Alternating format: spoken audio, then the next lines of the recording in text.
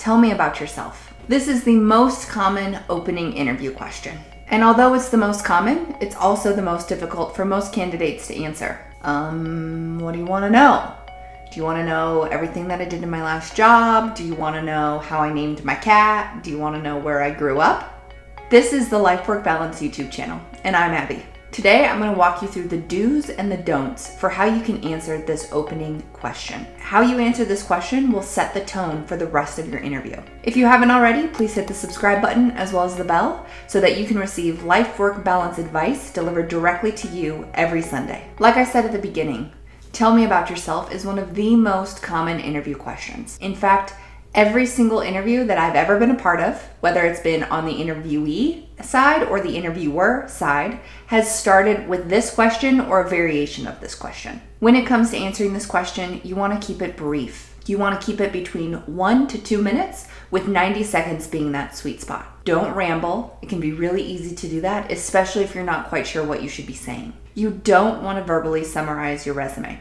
It's assumed that if you've gotten this far in the interview process, that those who are in the room have already reviewed your application and your resume. You don't need to go over it again for them. However, you do want to take this opportunity to focus on what makes you an exceptional fit, both for the job as well as for the organization. This doesn't mean that you dive into personal details like how you named your cat or where you grew up or even your marital status. You want to keep it professional.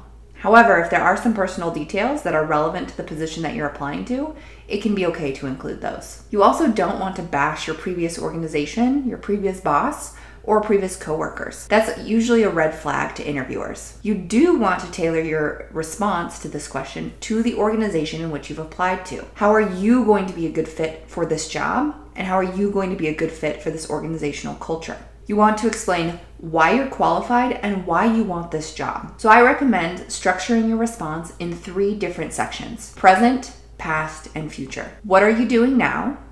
How did you get here?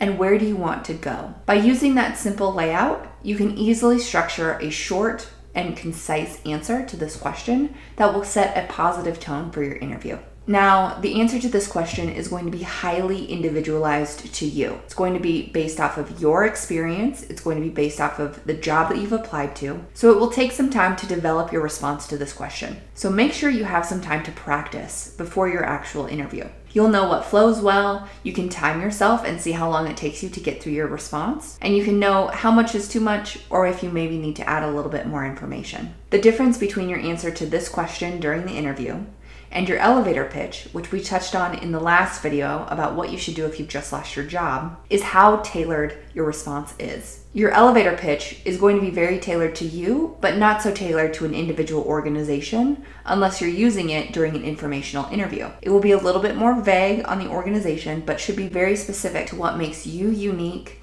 and the different skills and strengths that you bring to the table. It will also describe where you want to go and what you want to do professionally, as well as review those past experiences to explain how you got to where you are today. So because this is so individualized, you may want to spend some time reviewing it, editing, going over it, but you don't want to memorize it. When you've memorized something and you respond with that memorized language, it can feel robotic and non-conversational.